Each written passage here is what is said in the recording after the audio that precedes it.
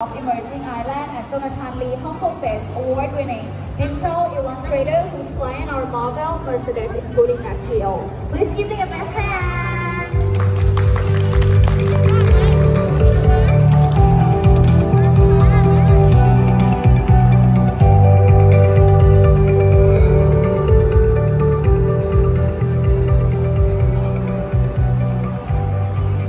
Hi everyone. Good afternoon. Yeah, it's afternoon. All right. Thank you everyone for who's here and joining us for this talk. I'm Samantha. This is David, Nicola, and Jonathan. We're so happy to be here. So, as the host so graciously introduced us, we are Emerging Islands. We are an organization founded in a little surf town in the Philippines called La Union. And what we do is we connect artists with scientists and coastal communities to tell stories about the most urgent ecological issues of our time. So we were founded around this idea of what would happen if we held space, not just for art, not just for coastal communities, and not just for art, not just for coastal communities, and not just for ecology, but for the idea of what would happen if those three things came together, right? So here in Bangkok, we actually have a project called Follow the Water, where we follow the science. We follow the ecology and where it leads us, and the stories that the water will take, where the water will take us, right? The stories within that ecosystem. So here in Bangkok, we're actually working with Jonathan, as they mentioned, and they can't join us today, but we also have Shin and Win, who are marine biologists and also National Geographic explorers. And so our goal for this workshop was to work with them and to develop a workshop that would help us tell the stories of the waters in Bangkok. So this workshop was an experiment. We've never done this before. It took us a few iterations to figure out how we do it, what we do at all. And I'll turn over the mic to David and Nicola to kind of expound on how the workshop actually came to be.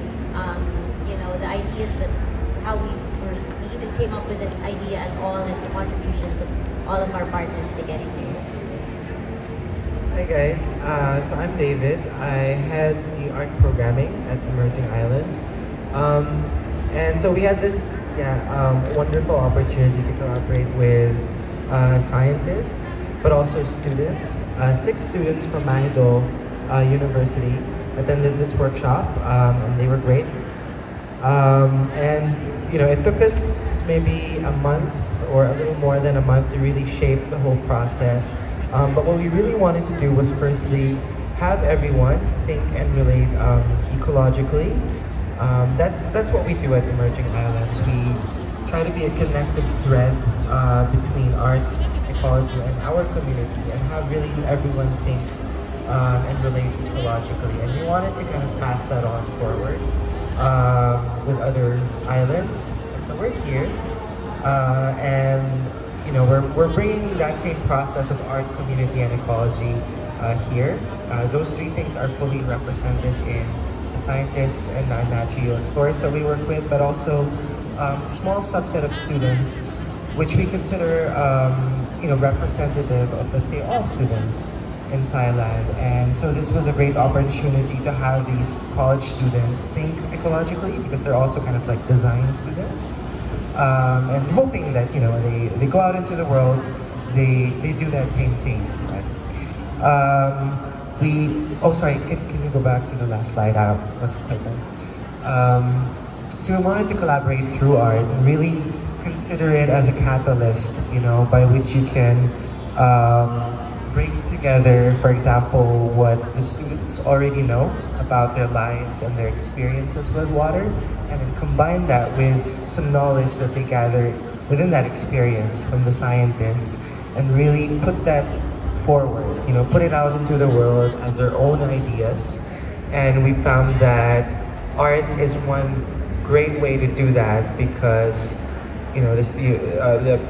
people will kind of occupy a space of wonder and excitement. It just makes it that much easier to engage the science, which can sometimes be overwhelming. Like we all kind of maybe have a love-hate relationship with school, but it's these like fun activities that kind of get people really engaged.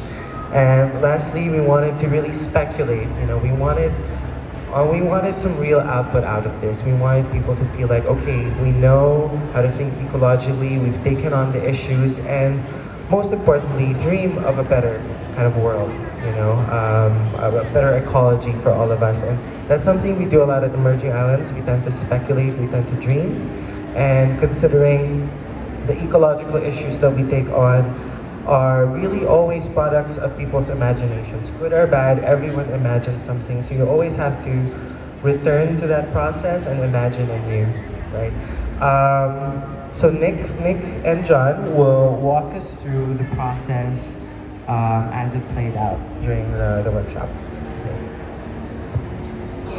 Hi everyone. So basically, you know, we're bringing, as you can hear, we're bringing together a lot of different elements, right? There's art, there's environment or ecology, and then there's community.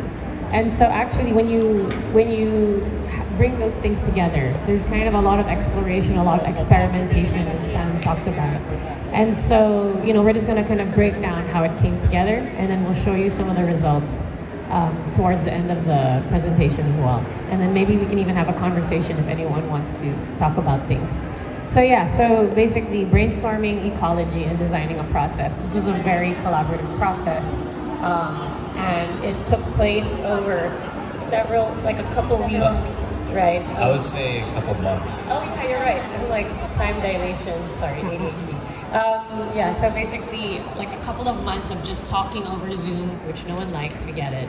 But, you know, we kind of all trusted that there was something that we could do that could be kind of amazing, and trusting that process is really important, I think, in any kind of creative act. And so there were, as they mentioned, there were key elements of the collaboration, which were us, right? So we're all coming at it with our own perspectives, our own biases, our own systems that we've developed for ourselves, and we trusted that each of those systems, strategies, even biases, right, and interests would kind of come together in a way that would invite our participants, which are all of us plus the students, to a deeper relationship with ecology, because that's what we're trying to get at, right? And so the key elements of the collaboration were the people's work. There was Shin, who's a photojournalist but also a marine biologist. Win, who's a marine biologist, of course, and Jonathan J. Lee. So we kind of, Jonathan J. Lee is an incredible artist from Hong Kong, right? Thank you. Yeah, and so he's already done some workshops and kind of like inviting students into ecology through Procreate, right? Is that what it is? Yes, yeah, but yeah. keep in mind, I am also a student learning your world as well. I'm purely just the artist here. So the most interesting part of the collaboration was getting to work with you guys and then learning about what message you want to bring, but then do that through art, right? So at the end of the day, I really just draw pictures, but I have to give credit to the Emerging Islands team for really coming up with the concept and working together to create this workshop. Thanks, John. Yeah. So, and then of course, so you know, he's already done these kind of workshops. I mean, he already draws on his own, but he kind of invites students into like learning how to draw and realizing that it's not that hard, especially with like tools like Procreate, where you can adapt images, you can kind of collage things, you can also draw over them. And then of course, Shin and Win's research was crucial because this is the material, right? Like the research that they've carefully, hardworkingly gathered over years. Is the material from which we were trying to glean and find the story, right? And then of course, Emerging Islands, we kind of just weaving everything together into an experience that we kind of think of as an encounter, right? An encounter from disparate groups, disparate bodies of knowledge and perspectives towards a kind of moment of true collaboration and creativity. And so actually we think of the workshop participants as fellow eco-visual storytellers, right? We're all kind of engaging in this act of visual storytelling about ecology. And so you can see our lovely mugs there with our Zoom. Yes. And some of the work. Third or fourth video call already. Yeah, so many hours long, guys, really. And And so, yeah, I mean, you can see some of the work that they were doing. Like, Win has done this incredible work around parading shrimp that come onto an island at a certain time, and it's kind of been enfolded into the island's narrative as a spiritual like moment, as a ritual almost. And Win, sorry, that's Win. And Shin, of course, has done a lot of work with fisherfolk. And if you attended his talk, what was that, 2 days ago? 2 days ago. It was basically like, you know, he's talking about how he's connected all these disparate things through his research, from bringing this kind of fish to Bangkok and having it prepared a certain way that was, in fact, extremely delicious umami kind of preparation. So yeah. And then, so here's kind of like, let's say breaking down the process. Oh, and also, so as we were kind of conversing and talking about the work, we eventually kind of realized that we would use, basically there's a lot of kind of infographics, right, about the environment. And they're really informative, they're really cool to look at. But we were thinking, what if we could actually kind of bring the participants, the workshop students, into the act of making one. Like they would actually draw and kind of work through the elements of a marine protected area, a coastal ecosystem, for themselves, right? And so rather than a kind of finished product, they would be involved in the actual process of creating. And so the key element here is that marine protected area diagrams often illustrate, there's a kind of crappy low-res image there that Shin sent, by the way. No, but it's just to kind of show you what was our kind of basis, our visual inspiration, which is that there is these diagrams that show you the pristine seas, what happens when they get degraded, and then what happens when they are rehabilitated, right? So what you get there is a story. You have a temporal narrative, right, from early on when nothing was wrong, and then when things went bad, and then how we kind of got better. That's what a story is. So yeah, we think, I kind of put here like, we're finding the story together, because I think that's actually what we all need to do right now, is find the story together, find better stories together, right? So there's the idea that we do have stories that are received, but we can make better stories if we collaborate, if we change the process of making stories, actually. And so something, of course, Shin and Win have like such depth of knowledge, which, you know, I'm a writer, so when I'm receiving this knowledge and I don't understand, I have to process it for myself. And that's kind of what we're all doing, right? Like John was talking about breaking down the layers, you know, and like we're talking about finding that kind of relationship to what is being talked about. And so kind of something that I landed on and I think was helpful for kind of designing the structure of the workshop itself was that you can think of a coastal ecosystem as a city, right? Just an underwater city, basically. And so there are different layers to the city, there are different functions, there are different characters.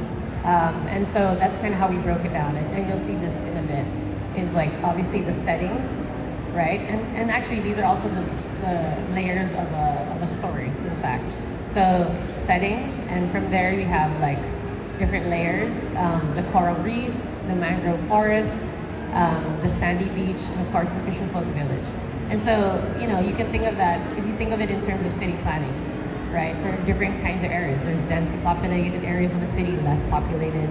Hopefully, if you're lucky and your government is good, there's public spaces, and probably like busier places for trade and thoroughfares, like for transport. And then you have characters, and for us, the humans and the non-humans are all characters in the story, right? They all move around, they all do stuff, they all affect each other in some way. And so that brings us to the third, which is relationships, right? Because the point is to realize, I mean, ecology is literally just the study of relationships. So it's not that far different from sociology, in fact, right? It's just that we differentiate which is human, which is not. So the relationships are actually tell a story of interdependence if we look at it better, where there is cause and effect. There is, you know, the fisherfolk depend on these coastal ecosystems for livelihood, and they sell their fish to traders, fish traders, which then sell it to restaurants, which we eat at, right? So, I mean, there are these relationships. And so I guess that's kind of like, for example, you look at this image, it's beautiful. And Shin explained to us that on one side, on the left, is a national park, In the middle, you have shrimp farms, and over to the other side, you have a palm plantation, right? And those are all enfolded in one landscape. And then just think of the beautiful kind of biodiversity and communities, right? Like non-human communities that are under the water. But we don't understand those because I'm looking at that, I'm like, oh, water, rocks, river, right?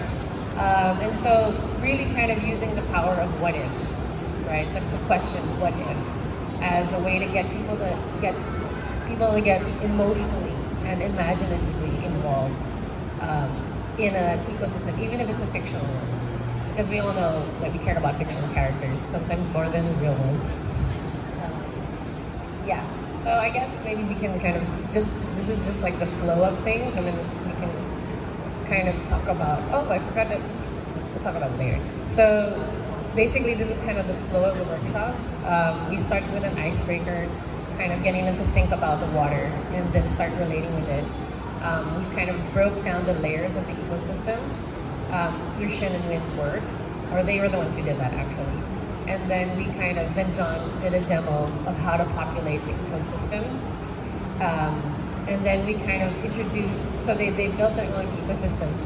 And then we introduced prompts that then we asked them to now visualize in their, the image that they drew. And then they drew that, they kind of speculated on what would happen, let's say, if these, we'll show you the prompts in a bit, what would happen if these things happen. And then they also speculated on how to bring it back to recovery. Yeah, and I want to add, we wanted this workshop to be really intimate because we wanted to be able to really engage with them, exchange ideas, help them, guide them through this whole process of speculation. So, we were working with, I think, 9 students, or 10. Caesar. So we had 10 students or participants, and throughout the workshop we were really trying to engage, keep them feeling that they could really constantly exchange ideas with us, so that at the end of the day they felt like fulfilled with all the opportunities they had to talk to us, share their ideas, express concern, or express any sort of like, oh, what I don't understand, what would happen. That's actually what we like to do at the Bridging Islands with all of our workshops, is be able to give the students or participants an opportunity to also inquire with us and to have discourse. In a way, this is kind of disguised as a design challenge, right? So if we get presented with, here's a set of tools, and what happens if? It was so disguised as a design challenge, but we also had these experts next to you, these natural explorers, marine biologists to help guide, because we don't know the science necessarily, and so that's why we have these people here. So in a way, it's almost like we're tricking you into learning, right, about how this all works together. And that's kind of where the fun comes in. Yeah. So it's basically the students got broken down into 3 groups, and they each named their own basically fictional island, their fictional cove in Thai. I'm not sure if I'm saying that right. And they were paired. They were assigned, one of us and one of the scientists as well, to kind of guide them through speculation, so they wouldn't feel like they're kind of completely on the wrong track. And in fact, the point was to tell them, actually, you can go as far as you want, and that can be part of the fun. And so we gave them 3 prompts with which to basically, if you see the structure, basically, you're following the infographic of a pristine ocean to a damaged ocean, or a degraded ocean, and a rehabilitated one. And so they kind of receive prompts for each one. I'll show you the prompts just right now. So one of the islands received squid ink, commercial fishing. I'll read this out to you. A fishing company from a depleted island from another region gets wind of the abundance in your reef and starts to visit the coastal area. One boat quickly becomes 3 boats, and soon they're almost as regular as the local fisher folk.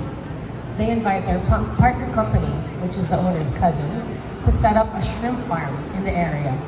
According to the official fisheries code, local fisher folk are meant to have priority in the coastal waters. But the fishing company has paid the mayor a healthy bribe, and he looks the other way. Don't worry, it's fictional, so not pointing any fingers. They come in with bigger boats, bigger nets, and fish workers that are employed from other areas. So that was one of the prompts that one of the groups received. And And then, do you want to read one of the other ones? So this is the second one. So it's called Sunday Funday Town.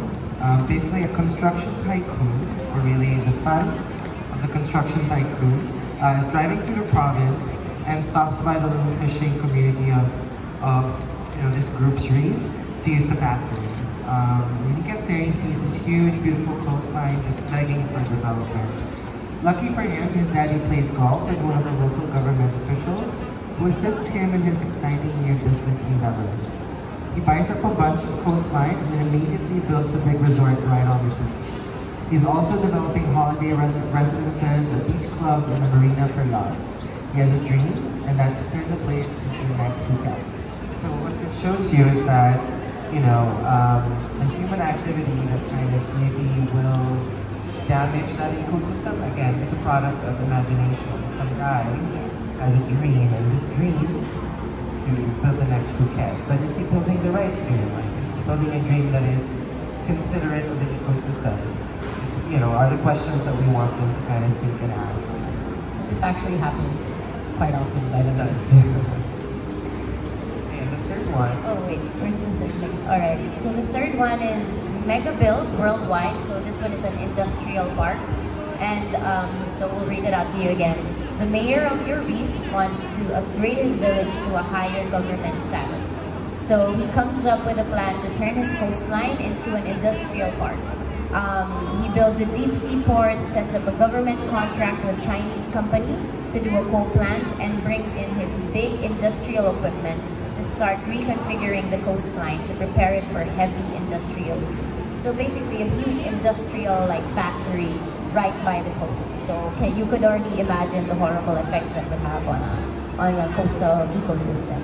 So you can see also within the 3 prompts, they're all very different human activities, probably with overlapping effects, but all kind of with various starting points. And we wanted to see how they would work through those ideas to come up with their with a drawing or with a kind of infographic that would showcase these issues.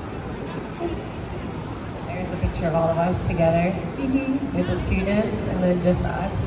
And then maybe we can break down also the visual that kind of went into it.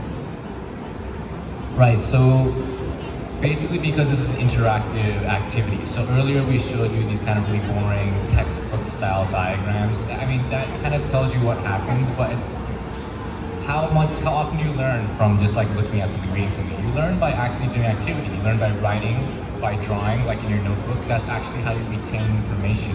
So in this sense, we had a digital art activity, and we provided them with a basic kind of isometric landscape. And we used that landscape, we pre-created a bunch of small asset files. So we created different types of buildings, we populated the ecosystem from the reef to different species of coral, to different species of marine life.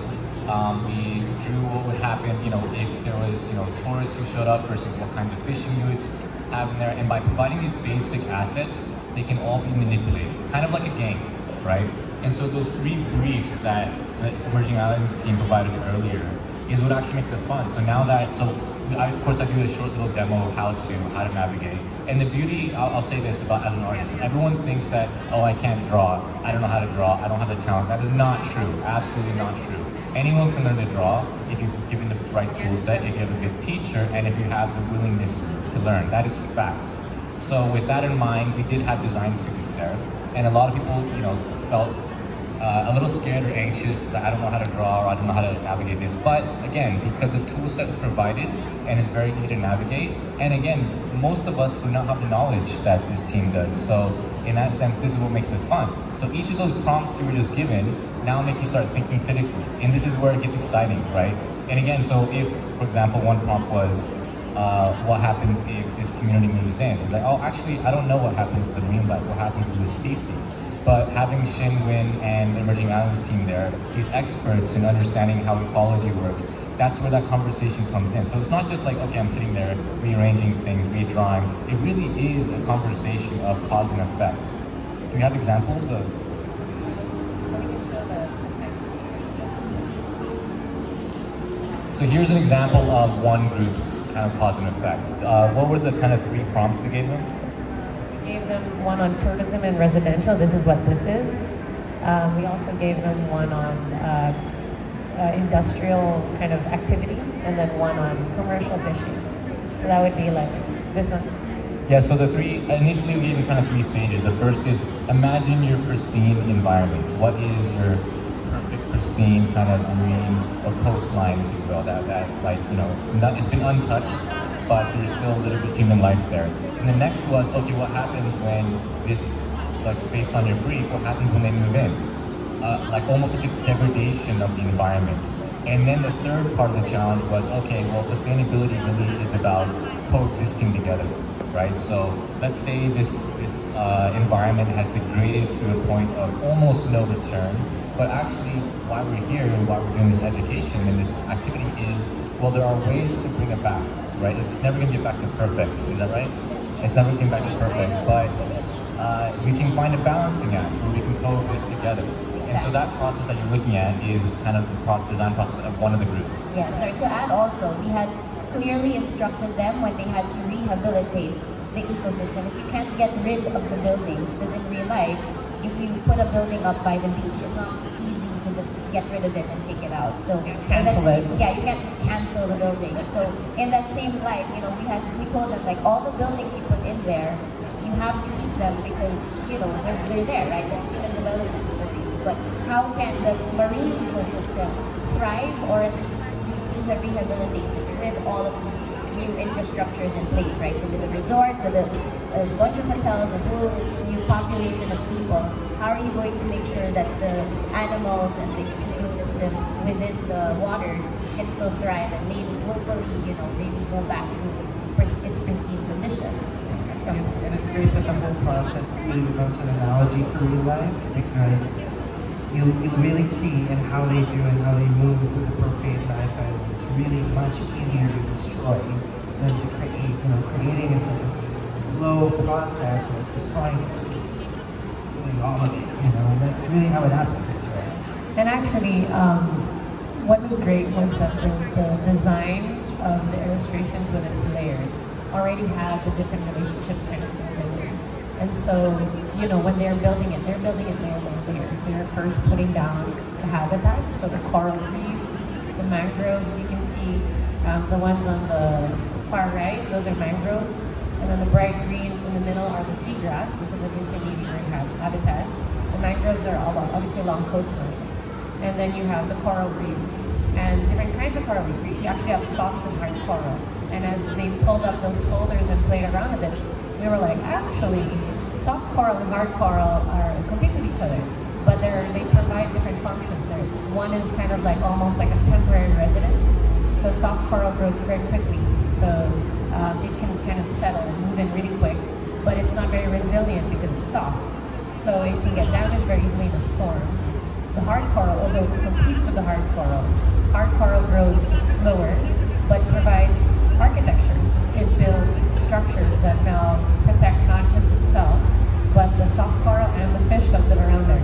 And then we have the layer of herbivores, which are like your sea cows, but basically the grazers of the sea, which are parrotfish, etc. And then we have the mesopredators, which is basically just the middle fish, not the big fish, but the small fish, who eat some of the fish, but not all of them. And then you have the apex predators, like the sharks, who can, you know, do whatever they want, basically, but are less, right? And so here you can kind of see those layers. And then this one is called Swan Utopia. This was the group that did tourism and residential development. So you can see that. Yeah, you can see there's like a Disneyland there that got overgrown by foliage. So this is the pristine, I mean not pristine, this is the rehabilitated Swan Utopia, right? So just after the degradation of all the tourism, they installed solar panels. You can see solar panels on the buildings, on the boats. Then you'll see that Disneyland was shut down, so now just like overgrown with trees. And then, you know, so it's you kind of see where they were going towards. Like it's a tourism, you know, capital now, let's say. So you can't get rid of everything, but you can find ways to make tourism sustainable, which is what they tried to show. There was also zoning, so it's hard to see, but they were explaining like the students were the ones who presented the work, and they're like, see, all the boats are kind of kept to one side because that's the residential area, and it's away from the coral reef. So they kind of intuitively figured out, okay, well maybe things should be kind of kept apart, or at least you know, controlled. Like you can't just fish anywhere. You can't just bring your boats and park them anywhere. The next one, this one. Okay, I'll show you the video. So the group decided to call themselves Pepperoni Pizza Island. Yes, Pepperoni Pizza Island. Why not, right? Why not? So you can kind of see. So this group was the commercial fishing group. So that's the prompt that they had gotten. The industrial one. No, Commercial fishing, yeah. Repeat it. Oh, it's not.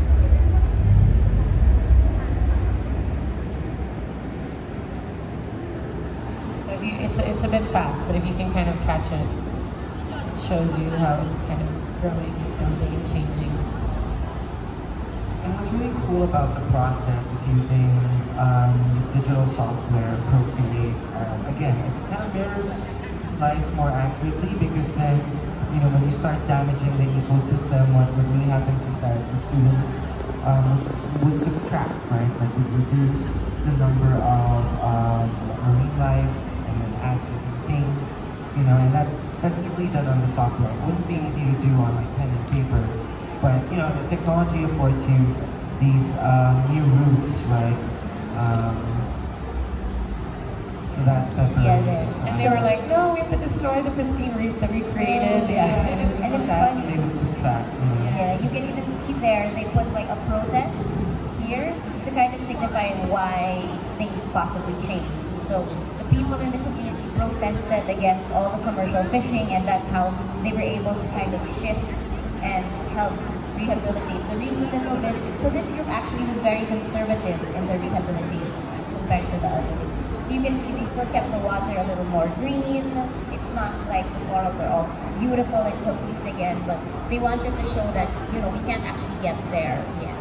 So they have their pepperoni pizza in the background, of course. But you know, they wanted to show that at least on their end, we know that we destroyed it so heavily. So they wanted to be conservative in the way that they showed rehabilitation, right? So they brought back some animals and all of that, but not complete, right? You know, Understand the level of critical thinking that occurred was actually quite high too, you know, like these kids would take on the issues on the level of policy, because, you know, they would ask questions like, well, what can the community do? You know, the community can unionize, can band together, they can stage protests, and then you have everyone else on the table, marine biologists who actually do work with policy. And you know, the last team was actually joined by an artist, Tonya, who's a journalist. She's an environmental journalist. So she had a lot to say about these things. So, you know, it's just like putting people together, quite diverse. You have students, you have, you know, people maybe 10 years older at least, you know, having jobs already, right? Coming together in an art project, you know, it's fruitful on those levels. Quite easy to stage if you think about it. Just can I add, as an artist, from an artist's perspective, I find it quite fascinating some of the design choices the students would use. So again, like, we only provided one layer of seagrass, but for them to make that choice to duplicate it, put it further down the environment, you know, just like this idea of rearranging things, recoloring, and again, these design choices are completely unique, you know, based off the group discussion. And so again, for me personally, as an artist, it's always like fun to see the different possibilities that I wouldn't even come up with.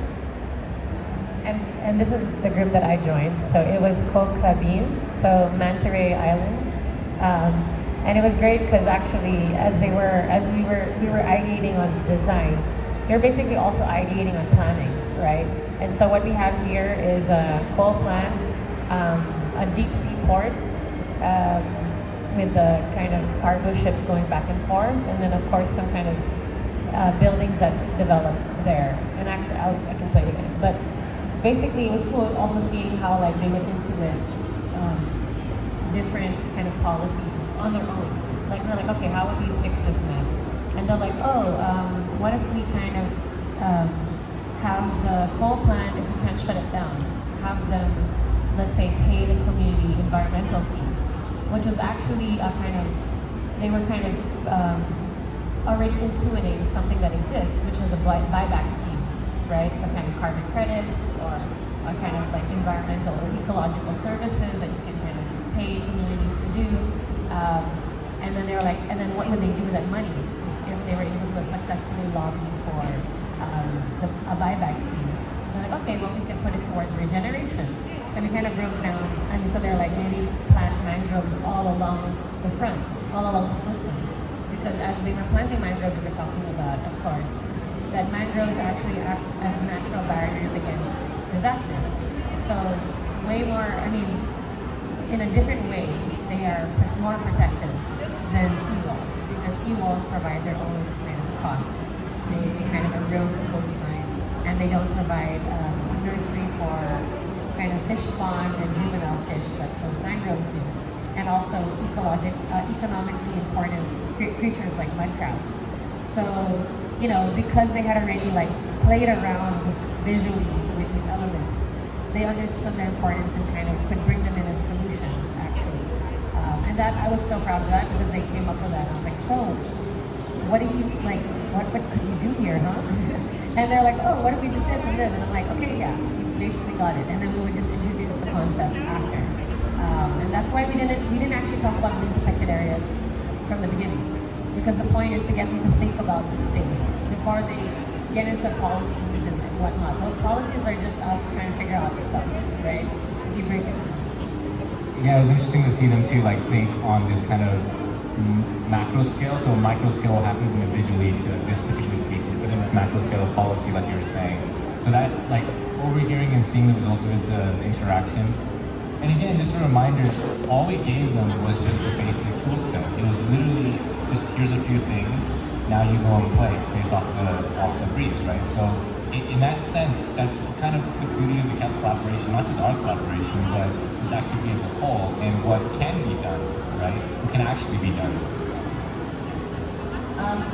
Actually, maybe before we keep going, we wanted to know if anyone had questions about this process, like how we got to this point of the workshop, because we're actually going into the conclusion already and talking about like the output that was produced by the students. So maybe if someone has a question, anyone wanted to ask about the workshop output? No one? I was asking again in a bit. Yeah, we can ask again later.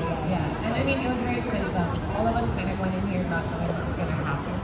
But Shin and Win, like, I think all of us kind of learned something along with the participants. And like we were talking with Shin, and it's like we should actually turn this into an educational tool, and it could be, you know, kind of creating these materials as a toolkit that teachers could bring to their classrooms and have students engage with.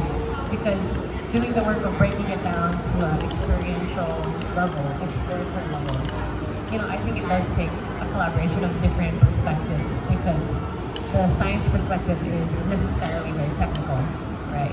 Yeah, so even Win had, like, Win is a scientist, so everything he was saying was like, no, this is fact, there's only right and then wrong. So the way he approached this, like in general, you know, like make sure you get the right facts, you know, journalism, this and that. And so this kind of approach for him was also interesting, because it wasn't like a straight line path with a definitive conclusion, right? And so even for him, as a natural explorer, marine biologist, a scientist, this really is a perfect example of like when art and science can be used together, right? And like in this kind of design exercise. It's actually also like, for me, and what I've learned, you know, I've been kind of researching, I got a storytelling grant from MacGeo, and I've been kind of researching how to tell stories about ecology. And I find that the traditional methods of journalism, I mean, there are better journalists than me, I guess, and they can tell these stories captivatingly. But I found that the messages I was getting, the stories that were interesting to me, were kind of not just what's the issue, what's the solution, but how do you kind of engage ecologically with these issues. And so workshops like this kind of show me, or make me believe that actually collaboration and kind of non-traditional approaches to storytelling, because this workshop is a storytelling exercise, right? We weren't telling a story together, we told three. right? And there's other layers of story even woven into that. And so that kind of gave me a lot of I guess, affirmation or trust in that process of maybe co-creating stories rather than coming in, getting a story from a community, getting out, right? Like how do we actually really engage with these issues that those on the front line are engaging with and kind of get in there with them. It's also kind of act of imaginative solidarity, right? And solidarity is an act of imagination because you have to have enough empathy, you have to imagine and kind of think yourself into someone's shoes to understand their situation and their perspective. And there's so many shoes here, you know. I mean, fish don't wear shoes, but you know, figuratively. And it's given us a lot more confidence in the process of wielding art for storytelling, and it really shows you the difference between, you know, how people will identify with an issue or you know, a fact scientifically versus them having, like you said, like an empathic connection to it, you know, because when you start to work with art, then you introduce feelings of desire and, you know, things like beauty, you know, like when we would start kind of damaging the environment, these kids would feel bad about it because, you know, the fish are cute, the fish are adorable, you can start picturing them as, you know, things around you that you could love, you know, and that makes a difference because then they're, you know, they're just more engaged, you know, they want to protect, they want to kind of help the ecosystem. David, you mentioned something also about, you know, we were talking about art and the accessibility to art, right? And how there are these kind of eco-poetic explorations of coastal life, coastal ecosystems, ecology, but they're often kind of kept within the gallery system, right? So, it was great for us to work with college students, and again, this is something that can be done with kids who are even younger, or obviously adults. We were all participating in this, right? But keeping that system open and not keeping it, you know, keeping art, you know, in a vacuum in a sense, and really making people feel like, well, I can do this, I can draw, I have the tools. You know, there's actually very few boundaries if you just kind of, you know, encourage them, right? And yeah, so I'm glad we were able to do this. One thing we shouldn't forget either is that this is a result from just very particular groups of students. So imagine you had a completely different group of students, you'd have completely different results as well. Yeah. If we literally switched around, brought the same group in, gave them each the other brief, we'd have different results. So that's kind of the beauty of this collaboration. Bringing it into like a coastal community, right? Like actual fisher folk, showing them how to use perfume, and then like walking them through it and actually seeing Their what ideal scenario, like what would be the best? Oh, that'd be amazing. And this is kind of work we do at Emerging Islands. You know, we build structures, we build systems by which more and more people can become ecological storytellers. And this was really just about triangulating very few elements. You know, you have scientists, you have artists, and you have the audience, right? This is a simple system. It can very easily iterate. We're taking on coastal communities here, or you know, coastal ecosystems. This same model can be applied to another kind of ecosystem, right? With different kinds of artists, but it could be this very much the same activity, and it would yield different things, different imagery, different imaginations. I wanted to kind of share some, because Shin and Win couldn't be here, but they did send some kind of answers or our thoughts on the whole process. So Shin said, I absolutely love the concept that incorporates temporal scale into the final output. I think this workshop also allows students to be personally connected with their pristine ecosystem, since they are the creator, so their reaction when they need to see their work destroyed or impacted, and their confusion from the domino effects of the relationships is a good sign that they can really think and deeply feel the complexity and the connectivity of our ecosystems. So yeah, like you can really see them kind of intuitively grasp that and actually arrive at quite complex concepts. And then Win was saying that it was nice because we often strayed away from the exercise to talk deeper about the conservation science instead. It is great that this exercise sparks their curiosity, especially on the darker and more complicated issues. right? Like maybe curiosity is a better way to deal with these things, or at least as a starting point. And then he said that many of the students were communication arts, but they got really a lot of messages across at the same time. And then he said something about how, I'm gonna paraphrase, but like they really kind of got the lesson that it's so quick to destroy something, but it takes much longer to repair it. And so, you're not like pretending like it can all go back to normal, because you can't. You see that in their faces, like we tell them, oh wait, you can't remove a building just like that. And they're like, oh, you're right. Yeah, we can't do that. And I think that's what's great about the workshop, and kind of connecting that to the output we wanted. We wanted to create more ecological storytellers. That's our goal at Emerging Islands, right? Is really to produce more people talking about the environment through their art, right? And communicating the issues and the possible solutions that we could get to if we thought more ecologically, right? And that was the goal with this, is to give these art students or design students this platform to think about ecology through their art, right? And so in a very different way. Maybe they've engaged with it before, but not in a way where they had to produce an artwork or tell a story about it.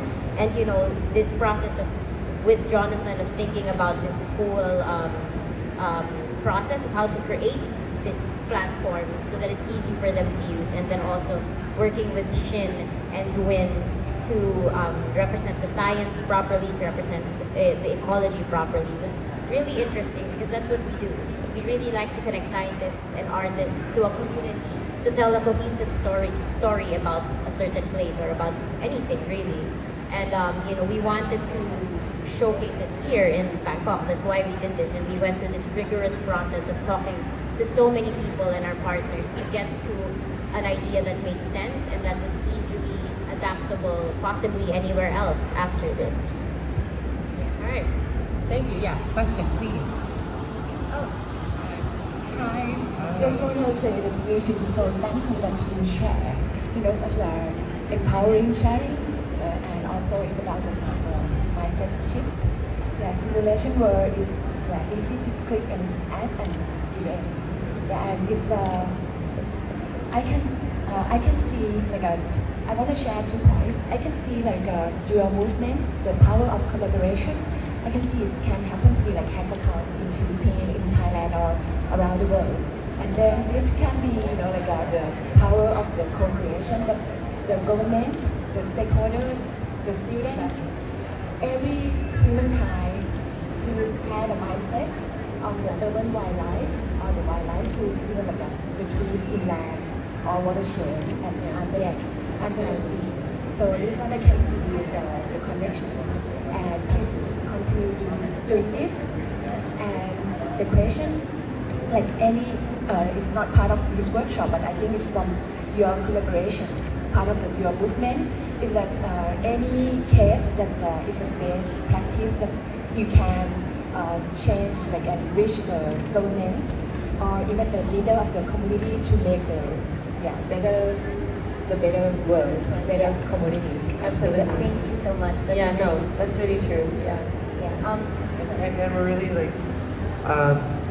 with that comment reminded, again, we are an ecosystem, right? Like everyone has something to contribute. When you have a college kid asking these questions and saying, oh, maybe we can do this, and maybe this is something someone 20 years older hasn't thought up, can't think of himself, and somehow a kid can do it, It's like everyone is really vital in this conversation, kids, grown-ups, everyone has to be kind of part of the solution, I want to add also that, some of these ideas are actually, a lot of these ideas are happening in other disciplines and other fields, right? There's something called community-based research, right? Where they're trying to shift academics to kind of a mode of research that's less extractive, where you're taking information and just bringing it to the university, that now the communities themselves who provided that information and often have better knowledge or deeper knowledge of that information can't use or can't benefit from. And so there's and then there's also community mapping, where communities are invited to basically draw maps of their own homeland and kind of decide for themselves. This is where we want to fish. We don't want to fish these kinds of fish because they are endangered. We want to allow this kind of tourism, but not all kinds of tourism, right? There are ways to compromise, but you have to bring everyone to the table, and you have to have them engage with each other. And the thing is, those engagements need to be designed. Those encounters, right? You can't just like, okay, you can't just shove them all in a room and hope they figure it out. That probably is not a good idea. Yeah. So, yeah, so I mean, like with all of this, what we're trying to really say is, our goal was always to tell a story about a community, and although these are fictional communities, they are applicable in real life. And on top of that is making sure that however we engage with artists, with scientists, with students, there's a process of encouraging them to think ecologically. It's encouraging people to understand that you have an impact in the little things that you do, right? And I think this is one iteration of the many ways that we want to continue telling island stories. It's one of the things we'd like to bring to other places. One of the things we hope other people will also adapt, right? We don't do this and say, no, this is our idea. We want other people like you here to say, I love this idea, can I use it in our university, with our community, with the forest rangers in some other area, right? Other region. Because we want these island stories, because island stories are what's going to save us. Exactly. And we want solutions come out of these. So we hope that from our short presentation, come up to us. We want to know what you think. We want to connect with you. We hope that you are inspired by this idea and also want to tell island stories. And we want to work with you also. More students, more teachers, more scientists, everyone. Yes, exactly. Just write to us if you feel like you have a community that needs help, you have issues that you want to take on, and you want to build a framework around art and science. Call us. Yes. I think we're done. We're running out of time. Yes. So thank you so much, everybody. Again, it's Sam, this is David, Nicola, and Jonathan. So thank you for having us here today. Have a great day. Thank you. Thank you very much ขอบคุณมากๆเลยค่ะ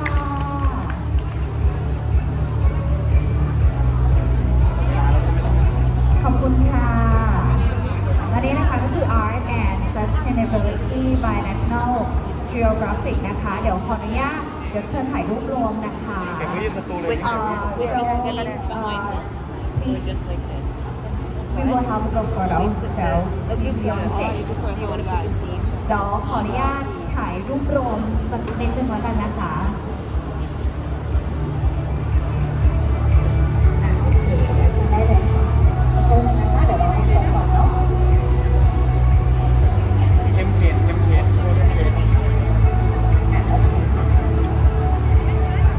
ค่ะเชิญได้เลยค่ะ